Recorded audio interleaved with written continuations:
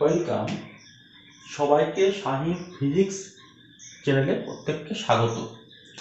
Class 11-এর আমরা unit 6-এর মহাকর্ষ অধ্যায়টি নিয়ে অলরেডি আমরা 3টি পার্ট অলরেডি আগে হয়ে গেছে। আজকে আমরা এর পার্ট 4 অর্থাৎ 4 নম্বর পার্ট নিয়ে আজকে আমরা আলোচনা করব এবং এই 4 নম্বর পার্টে আজকে আমরা কৃত্রিম উপগ্রহ এই নিয়ে আমরা আলোচনা করব। Artificial satellite. অ্যাকচুয়ালি উপগ্রহ কাকে বলে তোমরা প্রত্যেকে জানো, ভূগোলে পড়েছো। উপগ্রহ কাকে বলে যদি কোনো একটা বস্তু ভর কোনো গ্রহ বা উপগ্রহ কিন্তু কোনো একটা উপগ্রহের চারিদিকে ঘুরতে পারে, তার চারিদিকে ঘুরপাক খায়। এগুলো কোনো গ্রহের চারিদিকে কোনো একটা বস্তু যদি আবর্তন করে, এটা গ্রহ, তাহলে এই বস্তুকে বলবো আমরা উপগ্রহ। উপগ্রহ বেসিক্যালি দু রকম হয়। একটা হতে পারে প্রাকৃতিক, যেগুলি প্রকৃতি তৈরি করেছে, আরেকটা হচ্ছে কৃত্রিম, যেগুলি মানুষ বা আমরা বানিয়েছি। এখন এই উপগ্রহ যে ঘুরপাক খাচ্ছে তার চারিদিকে কিন্তু আবার কোনো কিছু ঘুরপাক খেতে পারে, তাদেরকেও কিন্তু আমরা উপগ্রহ বলবো। যাই হোক, আমরা আজকে বেসিক্যালি কৃত্রিম উপগ্রহ যেগুলো মানুষ তৈরি করেছে আমরা সেই নিয়ে আজকে আলোচনা করব। এখন উপগ্রহ বেসিক্যালি কত রকম হয়, এই কৃত্রিম উপগ্রহ আর কত রকম হয়।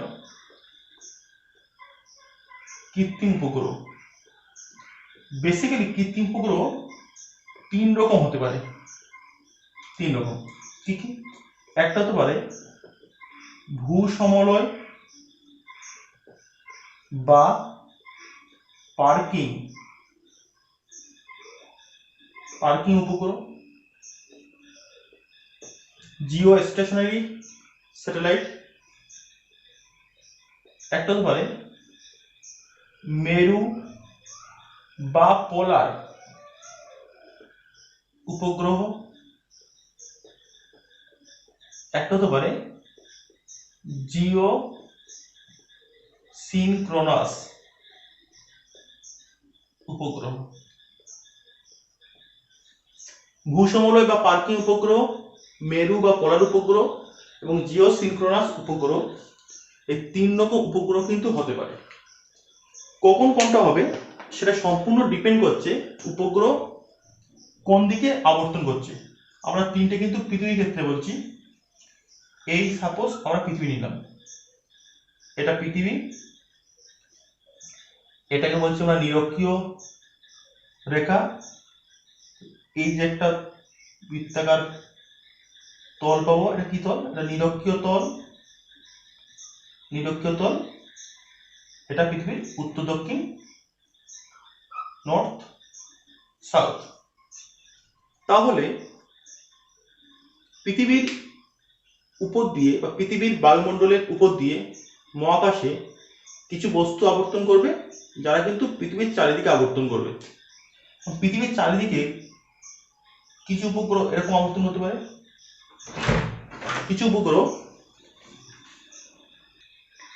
আবার কিছু উপগ্রহ এই পথে আবর্তন করতে পারে।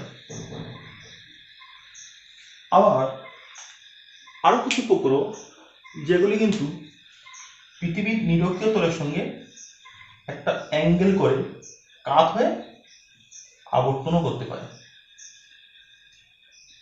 লক্ষ্য করো, একদম ফার্স্ট আমরা যেটা দেখিয়েছি এই কক্ষপথ, যেটি কিন্তু পৃথিবীর যে নিরক্ষীয় তলের উপর দিয়ে পৃথিবীর চারিদিকে পশ্চিম থেকে পূর্বে আবর্তন করছে। এই যে কক্ষপথ, একে বলা হবে পার্কিং কক্ষপথ।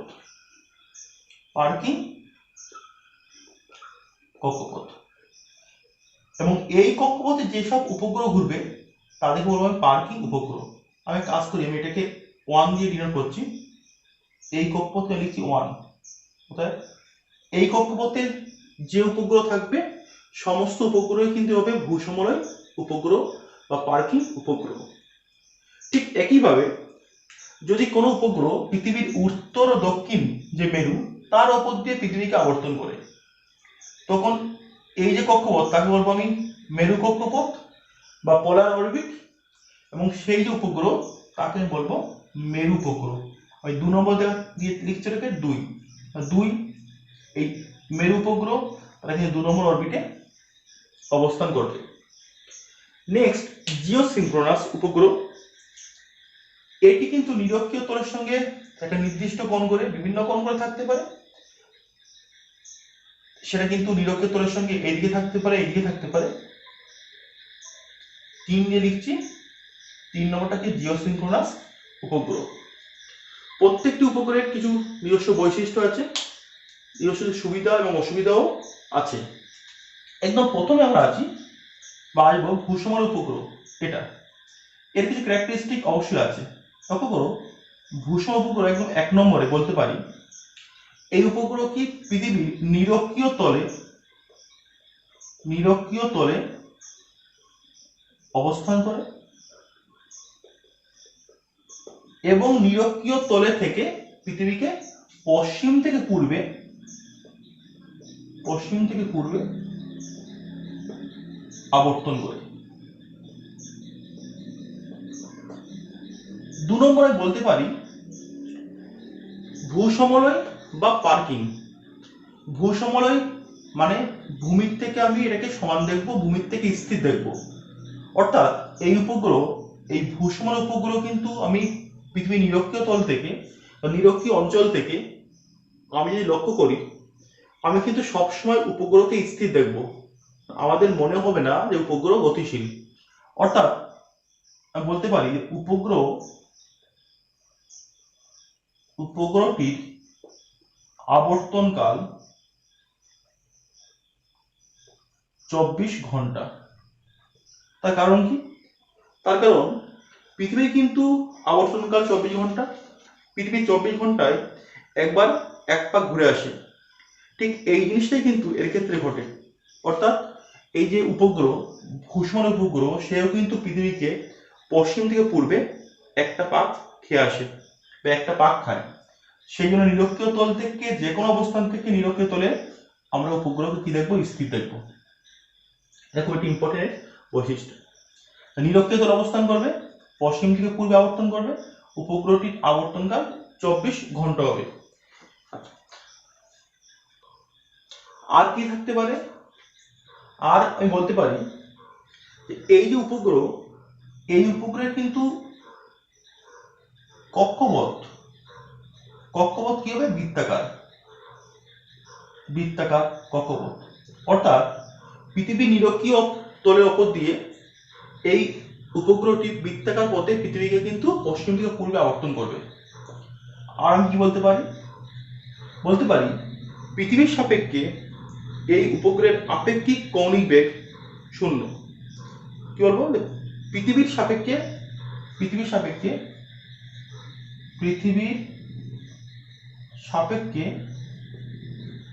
আপেক্ষিক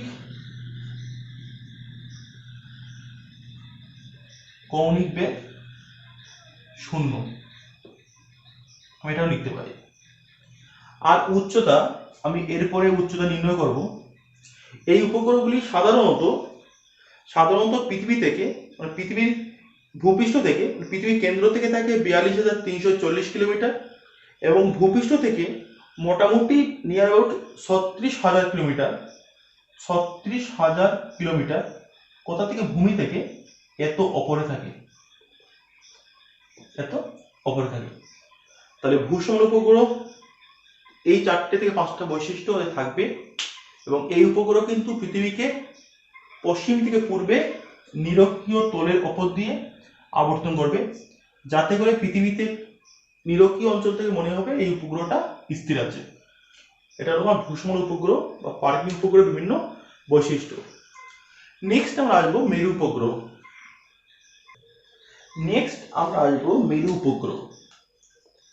এই মেরু উপগ্রহ কাকে বলবে? যদি কোনো উপগ্রহ পৃথিবীর উত্তর এবং দক্ষিণ যে মেরু যে তল বা মেরু উপর দিয়ে একটা বৃত্তাকার কক্ষপথে পৃথিবীকে আবর্তন করে, তখন তাকে বলবো কি আমরা? মেরু উপগ্রহ। এখানে যে ঘুরবে তার নাম মেরু উপগ্রহ। পৃথিবী কোন দিকে ঘুরপাক খায়? পৃথিবী কিন্তু ঘুরপাক খায় সবসময় কি? পশ্চিম থেকে পূর্বে। তাহলে কিন্তু পৃথিবীর কোন একটা স্থান সাপেক্ষে এই যে উপগ্রহ সেই কিন্তু স্থির থাকবে না, স্থির থাকা কথাও না। তো 1 নম্বর, এটি মেরুর অর্থাৎ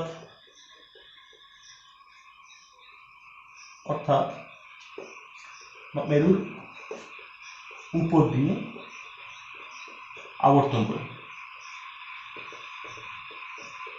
2 নম্বর কি বলবো? এই উপগ্রহগুলি সাধারণত পৃথিবীর ভূপৃষ্ঠ থেকে 700 থেকে 800 কিমি উপরে থাকে, এ কিন্তু ভূপৃষ্ঠ থেকে। 3 নম্বর, এর যে আবর্তনকাল, এগুলো অনেক ফাস্ট আবর্তন করে। 2 ঘন্টা হলো এর কি? আবর্তনকাল। অর্থাৎ 2 ঘন্টা কিন্তু মোটামুটি পৃথিবীকে একবারে পার খেয়ে আসে। এবারে এই যে 700 থেকে 800 কিমি দূরত্বে আছে, বাট ভূসমলের উপগ্রহ কত ছিল? 36,000 কিলোমিটার উপরে। একটি লক্ষ্য করো, এই পৃথিবী উপরে আছে ভূসমলের উপগ্রহ, তার ডিস্টেন্স কত? জিও স্টেশনারি স্যাটেলাইট, এখানে আছে কি? Polar satellite. এর ডিস্টেন্স কত? 36,000 কিমি।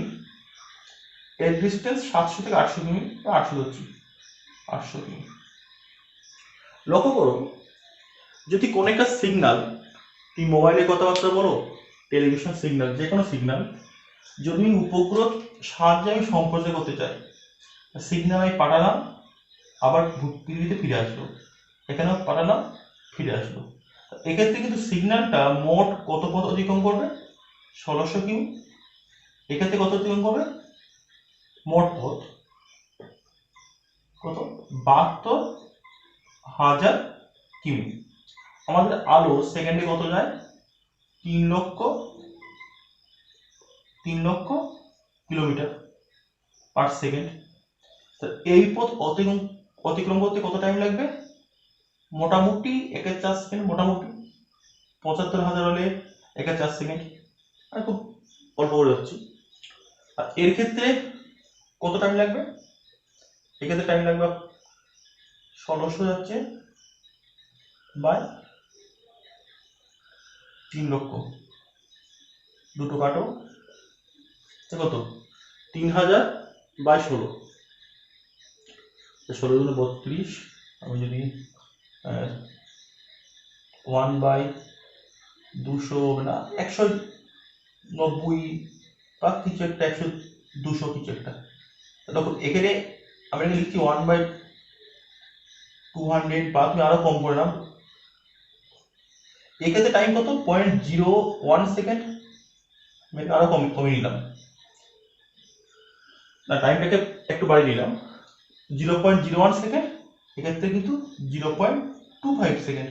অর্থাৎ এখানে এখন সিগন্যাল পাঠিয়ে ফেরত পেতে আমার টাইম কত লাগবে? 0.25 সেকেন্ড, 0.01 সেকেন্ড বা তার থেকেও কম।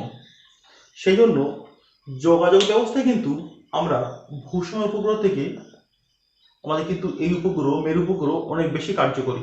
এর ক্ষেত্রে টাইমটা সিগন্যাল পাঠানো ও রিসিভ করা, এই টাইমটা অনেক কম লাগে। অর্থাৎ অনেকটা কিন্তু সরাসরি সম্প্রচার এক্ষেত্রে আমরা পেতে পারি। সেই জন্য টেলিফোন কথাবার্তা বা লাইভ ব্রডকাস্ট, তার ক্ষেত্রে বেশিরভাগ ক্ষেত্রে মেরু উপগ্রহ আমরা ইউজ করতে পারি। আচ্ছা, এটা মেরু উপগ্রহ একটা অ্যাডভান্টেজ। নেক্সট আমরা আসবো জিও সিনক্রোনাস উপগ্রহ। জিও সিনক্রোনাস উপগ্রহ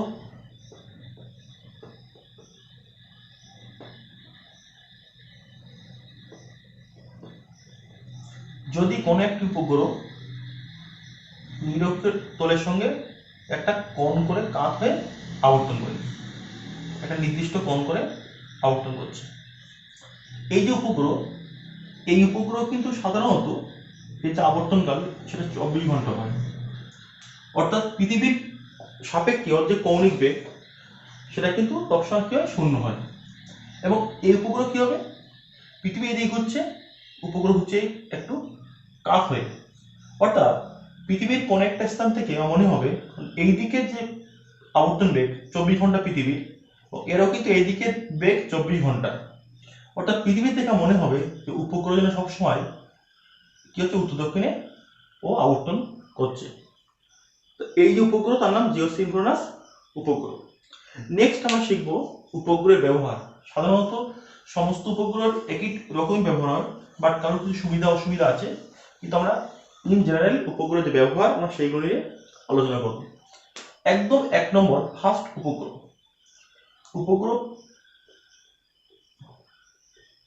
আবহাওয়া পর্যবেক্ষণ, এটা উপগ্রহের সব থেকে প্রধান কাজ। এই উদ্দেশ্য নিয়ে কিন্তু উপগ্রহ তৈরি হয়েছিল।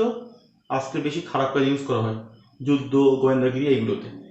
বাট উপগ্রহের আবহাওয়া পর্যবেক্ষণ, অর্থাৎ বায়ুর উপরে বায়ুর চাপ কিরকম, উপাদান কিরকম, আর্দ্রতা কিরকম, বা আবহাওয়া কিরকম থাকবে, সেই সংক্রান্ত সমস্ত খবর কিন্তু আমরা উপগ্রহ সাহায্যে পেতে পারি।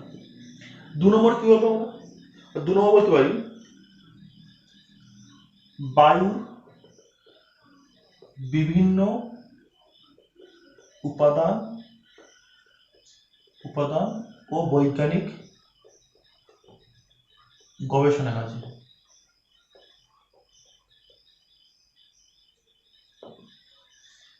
অর্থাৎ বায়ুর উপাদান কি আছে উপরের দিকে, এবং সেখানে বিভিন্ন বৈজ্ঞানিক গবেষণা কাজে আমরা উপগ্রহ কিন্তু আমরা ইউজ করতে পারি। 3 নম্বর প্রতিরক্ষামূলক বা প্রতিরক্ষার কাজে। প্রতিরক্ষামূলক যে নজরদারি, আকাশে কোনো শত্রু দেশের কোনো প্লেন আসছে কিনা বা মিসাইল আসছে কিনা, এই যে একটা অটোমেটিক নিয়ন্ত্রণ ব্যবস্থা বা প্রতিরক্ষা ব্যবস্থা, সেটা কিন্তু উপগ্রহ এক্ষেত্রে খুব একটা গুরুত্বপূর্ণ ভূমিকা পালন করে। বা তোমরা জানো বিভিন্ন নেভিগেশন গাইডেড যে মিসাইলগুলো, সেগুলো কিন্তু উপগ্রহের সাহায্যেই সেগুলো তৈরি করা হয়। আমরা আরেকটু বলতে পারি, আমরা বলতে পারি জিপিএস সিস্টেম। জিপিএস সিস্টেম জানো, গ্লোবাল পজিশনিং সিস্টেম, যার সাহায্যে পৃথিবীর যে কোনো স্থানে যে কোনো ব্যক্তি তার সঠিক অবস্থান নির্ণয় করতে পারে, সেটা কিন্তু সম্পূর্ণ উপগ্রহ নির্ভর।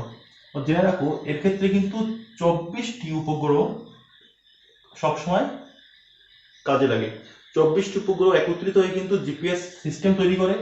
এবং বড় শিখবে জিপিএস সিস্টেমে কি হয়, 4টে অরবিটে, একটা অরবিট, দুটো, তিনটে, চারটে, 4টে অরবিটে, প্রত্যেকটা অরবিটে আবার 6টা করে উপগ্রহ থাকে। দুটো, তিনটে, চারটে, পাঁচটা, 6টা, এমন ভাবে থাকে যাতে করে প্রত্যেকটা উপগ্রহ যেন নিজেদের মধ্যে 60 ডিগ্রি অ্যাঙ্গেল করে থাকে।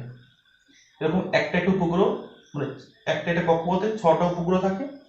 এরকম 6টা কক্ষপথ পৃথিবীকে চারদিক দিয়ে ঘিরে থাকে।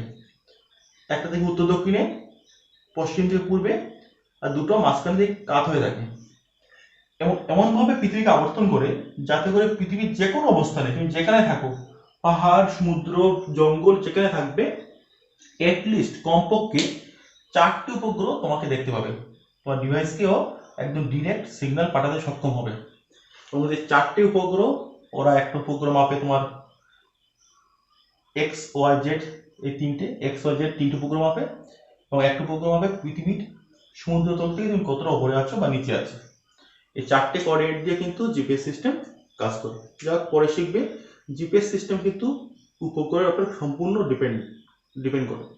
এবং আমাদের ইন্ডিয়ান মহাকাশ গবেষণা সংস্থা ইসরো নিজেদের একটা ইন্ডিয়ানদের জন্য ভারতীয় আমাদের নিজস্ব একটা জিপিএস সিস্টেম তৈরি করছে, সেটা খুব শীঘ্রই আমাদের ইন্ডিয়াতে লঞ্চ হবে। নেক্সট আমরা কি আসবো, টেলিযোগাযোগ।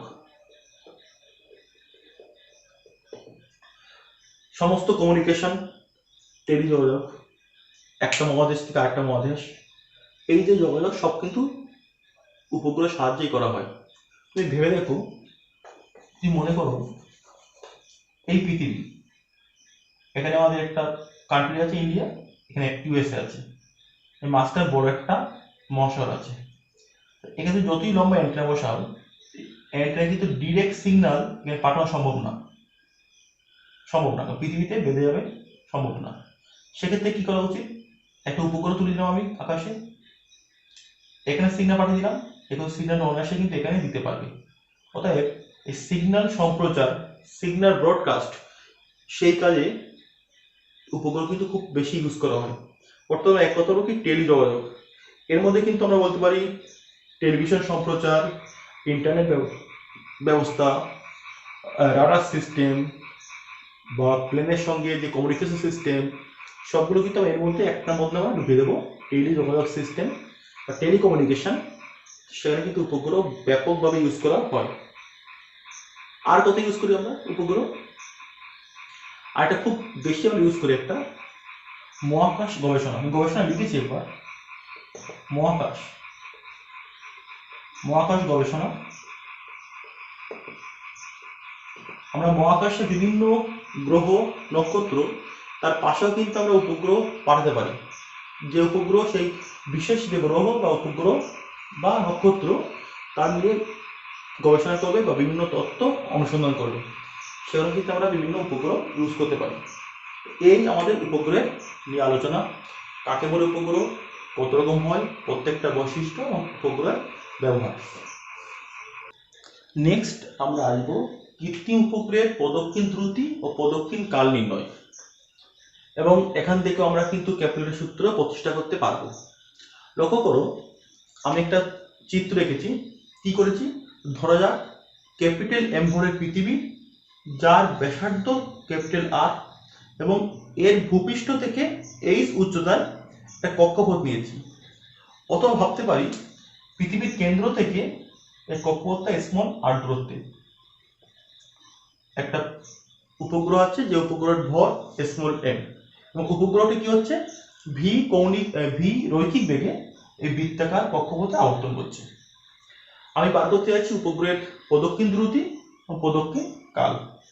উপগ্রহের উপর পৃথিবী কর্তৃক নিউটনীয় আকর্ষণ বল Fn কত হবে? Gmm/r²। এবং উপগ্রহ বৃত্তাকার পথে আবর্তন করার জন্য উহার উপর যে অপকেন্দ্র বল Fc কত হবে? mv²/r। সাম্য অবস্থায়, অর্থাৎ যখন উপগ্রহটা ছিটকে যাবে না বা পৃথিবীর দিকেও নেমে আসবে না, কি হবে?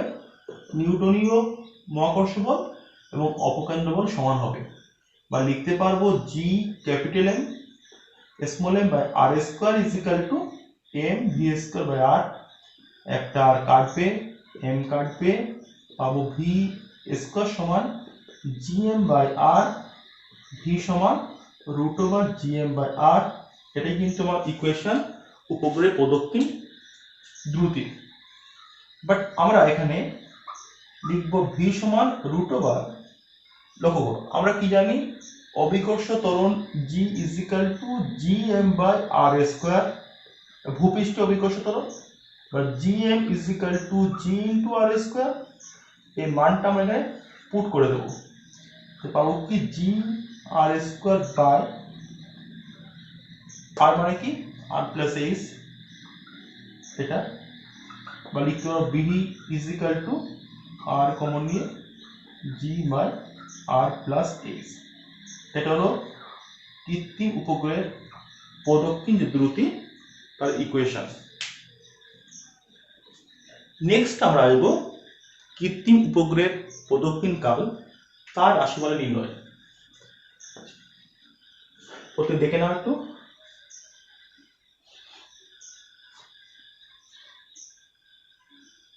আচ্ছা, আশা করি প্রত্যেকের হয়েছে এটা। আমি অর্ধেক মুছে দিচ্ছি। প্রদক্ষিণ কাল কাকে বলবে? এক পাক ঘুরে আসতে যে টাইম নেবে, এক পাক ঘুরতে যদি টি টাইম নেই, টিটা কি? প্রদক্ষিণ কাল। কত হবে, কত পথ অতিক্রম করবে এক পাক ঘোরা মানে 2 পাই আর, এই ডিস্টেন্স অতিক্রম করবে কত বেগে, ভি বেগে। 2 pi R by V, V কত, রুট ওভার আর 1 লিখি। কাজ করি আমরা, ডিএ করছিলাম, ডিটেক্ট না করে সবগুলি করি।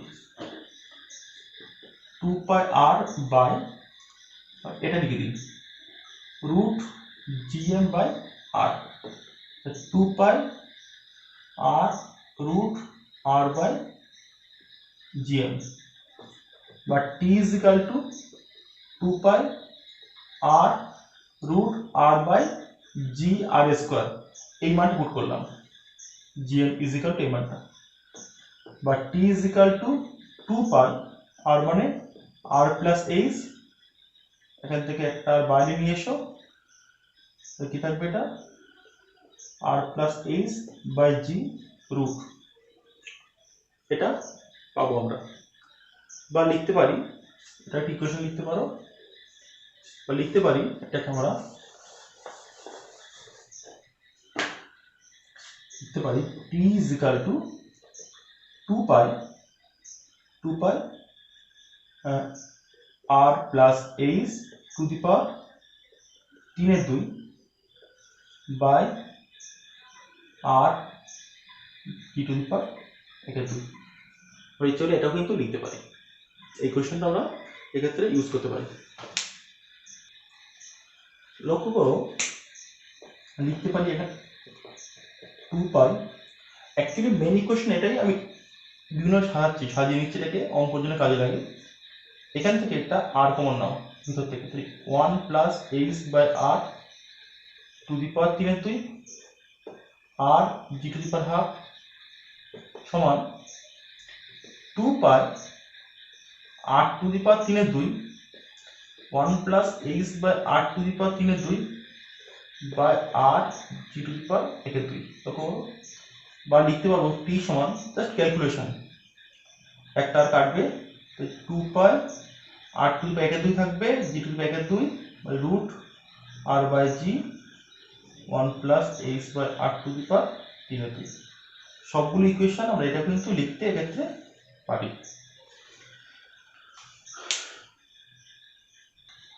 এবারে একটা কোশ্চেন থাকে, কৃত্রিম উপগ্রহের ক্ষেত্রে কেপলারের তৃতীয় সূত্রটি প্রতিষ্ঠা করো। সেটা কিন্তু আমরা এখান থেকেই করতে পারি। আমরা যে ইকুয়েশন পেয়েছি টি এর ইকুয়েশন, অর্থাৎ পর্যায়কাল বা প্রদক্ষিণ বেগ কৃত্রিম উপগ্রহের ক্ষেত্রে, সেখান থেকে কিন্তু এই মানটা আমরা বার করতে পারি। লক্ষ্য করো, আমরা পেয়েছি T is equal to 2 pi R root R by G R square, উভয় দিকে বর্গ করে পাই। এই ব্যাপারটা কি করছি, এটা করছি কেপলারের সূত্র প্রমাণ, কেপলারের তৃতীয় সূত্রের প্রমাণ, এটা এই পার্টটা উভয় দিকে বর্গ করে পাই। কেপলারের তৃতীয় সূত্র প্রমাণ, কেপলারের কি পাবো, T square is equal to 4 pi square R by এটা, বা T square is equal to 4 pi square by G R square into R cube. লক্ষ্য করো, four constant, pi constant, G constant, R constant, লিখতে পারি টি square সমান একটা constant into R Q, বা T square সমানুপাতিক আর কিউ। এটাই কিন্তু কেপলারের তৃতীয় সূত্র নামে পরিচিত। আমরা কিন্তু কেপলারের তৃতীয় সূত্র সেটাও কিন্তু এখান থেকে প্রতিষ্ঠা করতে পারলাম। প্রথমে দেখে নাও একটু।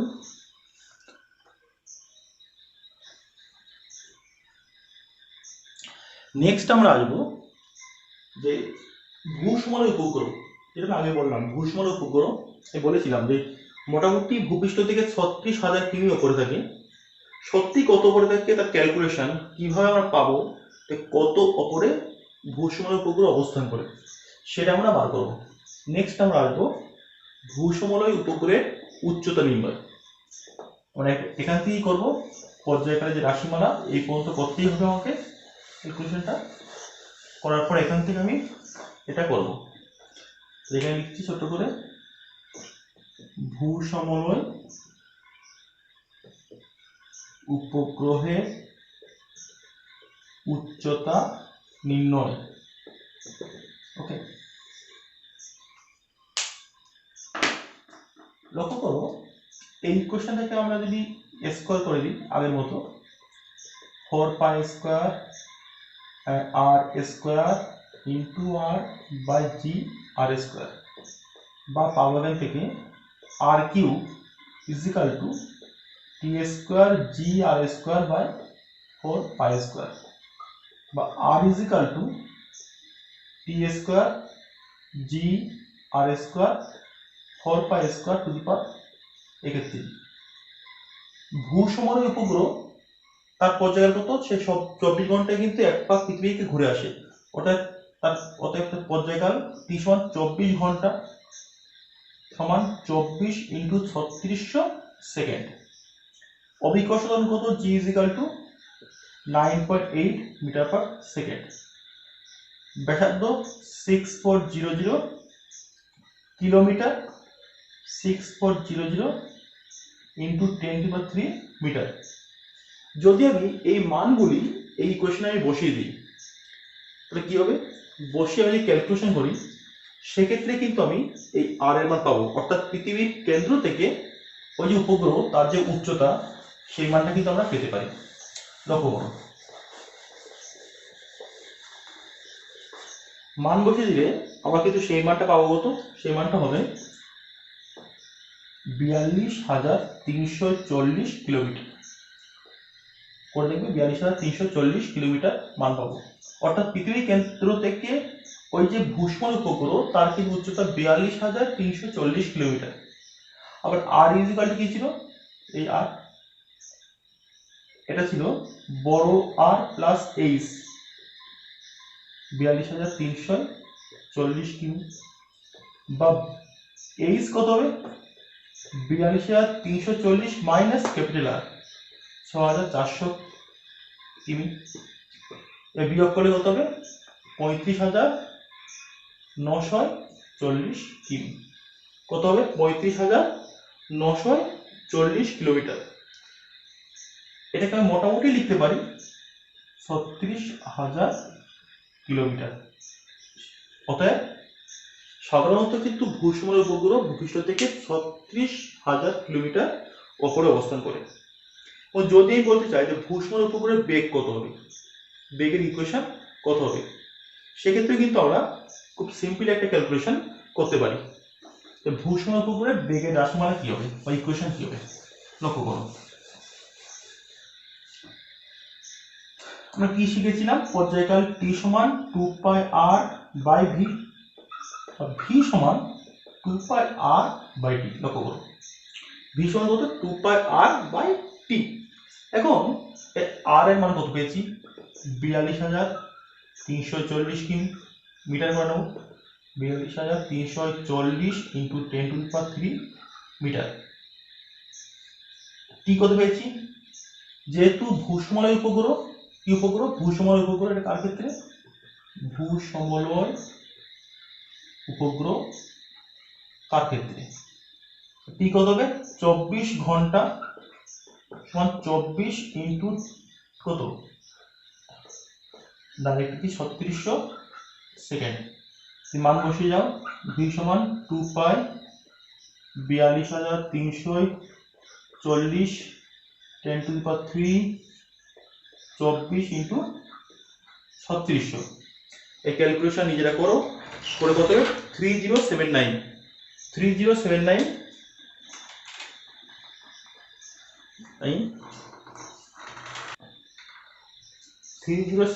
মিটার পার সেকেন্ড আর 3.079 কিমি পার সেকেন্ড। অর্থাৎ ভূসমলয় উপগ্রহের উচ্চতা ভূপৃষ্ঠ থেকে কত উপরে থাকবে এবং ওই উচ্চতায় ওই উপগ্রহ কত বেগে পৃথিবীকে আবর্তন করবে, এই দুটোরই কিন্তু রাশিমালা আমরা শিখলাম। নেক্সট আমরা আসবো পৃথিবীর নিকটবর্তী কৃত্রিম উপগ্রহ। যদি কোনো উপগ্রহ পৃথিবীর খুব নিকটবর্তী হয়, সাপোজ এই পৃথিবী, এর কেন্দ্র থেকে এখানে একটা আমাদের উপগ্রহ আছে, এটা আমাদের আর ছিল, এটা স্মল আর ছিল, এর উচ্চতা ছিল এইচ। পৃথিবীর খুব নিকটবর্তী কৃত্রিম উপগ্রহ এর ক্ষেত্রে কিন্তু প্রধান যে শর্ত যেটা মাথায় রাখতে হবে আমাদের, এইচ লেস দেন আর। শুধু লেস দেন না, এইচটা কিন্তু আর তুলনায় খুবই ছোট, খুবই ক্ষুদ্র। কিরকম উদাহরণ দিয়ে বলি, আর এর মান কত, 6400 কিলোমিটার। আমি বললাম যে কোনো একটা কৃত্রিম উপগ্রহ ভূপৃষ্ঠ থেকে 10 কিমি ওপরে আছে। কত কিমি? 10 কিলোমিটার। লক্ষ্য করো 6400, তার তুলনায় 10 কিন্তু খুবই নগণ্য। সেক্ষেত্রে এইচটা কিন্তু লেস লেস আর লিখতে পারি, অর্থাৎ আর এর সঙ্গে এইচটা যোগ করি বা বিয়োগ করি, আর কিন্তু ভ্যালুটা খুব একটা পাল্টাবে না। সেক্ষেত্রে কি করবো, আর প্লাস এইচ, এটাকে মোটামুটি আমরা আর লিখতে পারবো। কখন? যখন এইচটা আর এর তুলনায় অনেকটা ছোট হবে। যদি বলতাম এইচ এর মানটা 2000 কিমি, তখন কি এটা লিখতে পারতাম না। লক্ষ্য করো বেগ, প্রদক্ষিণ বেগ, তার ইকুয়েশন কি ছিল, ভি সমান, খেয়াল করো কি ছিল, জি এম বাই আর। এই ইকুয়েশন ছিল, ভি সমান কি ছিল, জি এম বাই আর। লিখতে পারতাম কি, G M by R plus H, obviously লিখতে পারতাম R is equal to capital R plus H. যেহেতু উপগ্রহটি পৃথিবীর খুব নিকটবর্তী, সেহেতু এই R plus H nearly equal to R আমি লিখতেই পারি, বা লিখতে পারবো V is equal to root over এই যে লিখবো আর। আবার আমরা জানি ভূপৃষ্ঠীয় অভিকর্ষ ত্বরণ জি সমান জিএম বাই আর স্কোয়ার, বা GM is equal to G into R square. এই মানটা পুট করে দাও। তোমার কোশ্চেন করতে পারো যে ভূপৃষ্ঠের মানটা কি জি থাকবে? যেহেতু উচ্চতা খুব ক্ষুদ্র, সেহেতু আমি ধরলাম যে ওখানেও ওই উপগ্রহ যেখানে আছে সেখানেও কিন্তু অভিকর্ষ ত্বরণ খুব একটা পরিবর্তিত হচ্ছে না, সেটা জি। তাছাড়া কি হয়, এই যে জিএম, ভূপৃষ্ঠের অভিকর্ষ ত্বরণ G is equal to GM by R square. GM মান দেখতে গেলে GM is equal to G into R square, এই মানও পুট করতে পারি, এইভাবে ভাবতে পারি। তাহলে কি দাঁড়াচ্ছে, ভি সমান দাঁড়াচ্ছে একটা আর কাটবে রুট ওভার জি ইন্টু আর, রুট ওভার কত, জি ইন্টু আর। এটা কিন্তু ইকুয়েশন। যদি আমি জি এবং আর এর মান পুট করে দিই, জি এর মান কত, এটা ইকুয়েশন মনে রাখবে। ভূপৃষ্ঠের খুব নিকটবর্তী কৃত্রিম উপগ্রহ বা পৃথিবীর খুব নিকটবর্তী কৃত্রিম উপগ্রহ, তার যে গতিবেগ ইকুয়েশন ভি সমান রুট ওভার জি আর। মান কত হবে, জি মানে 9.8, আর এর মান 6400 10³ মিটার। এটা করলে এটা হবে 7.9 ইন্টু 10³ মিটার পার সেকেন্ড, বা লিখতে হবে ভি ইজ ইকুয়াল টু 7.9 কিমি পার সেকেন্ড। অর্থাৎ ভূপৃষ্ঠের নিকটবর্তী কোনো কৃত্রিম উপগ্রহ তার কিন্তু বেগ থাকবে 7.9 কিলোমিটার পার সেকেন্ড, এই মানটা কিন্তু আমরা থাকবে। এবারে যদি বলি যে পর্যায়কাল, ভূপৃষ্ঠের নিকটবর্তী কোনো কৃত্রিম উপগ্রহ তার পর্যায়কালের রাশিমালা কত হবে, এইগুলো অঙ্ক করতে আমাদের অনেক ক্ষেত্রে কাজে লাগে। পর্যায়কালের রাশিমালা কি হবে দেখি একটু আমরা।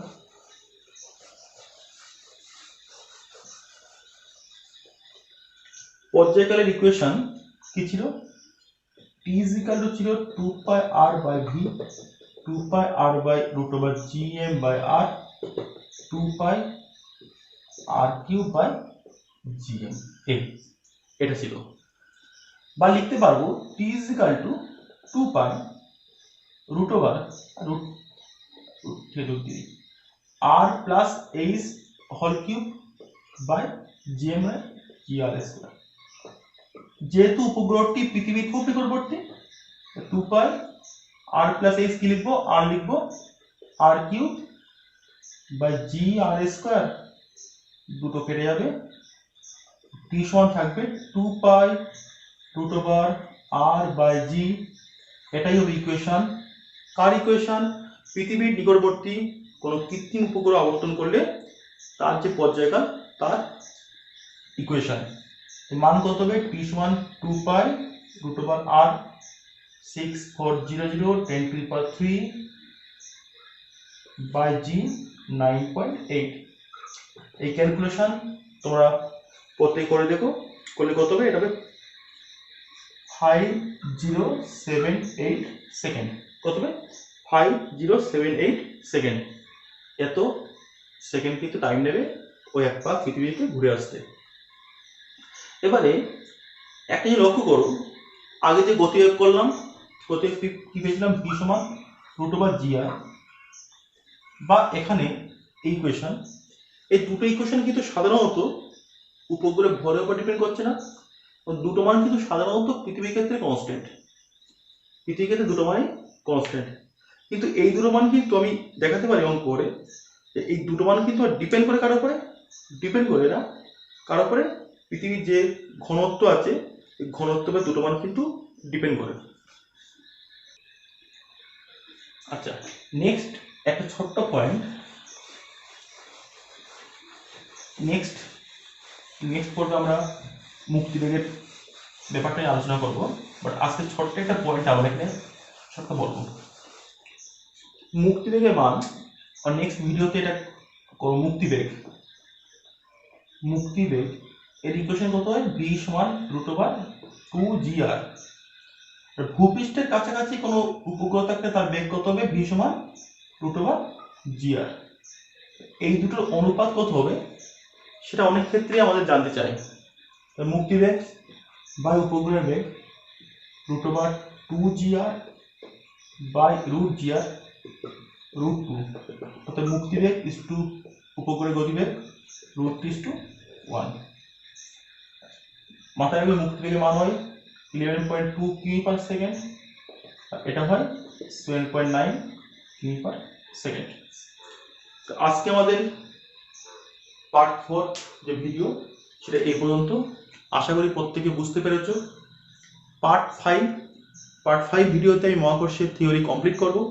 সেখানে বাকি থাকবে আমাদের মুক্তিবেগ এবং কোন একটা মহাকাশ যান বা কৃত্রিম উপগ্রহ, সেখানে কোন একটা বস্তুর ভারহীনতা, কোন একটা বস্তুর ওজন কেন থাকে না, তার প্রমাণ, তার ব্যাখ্যা।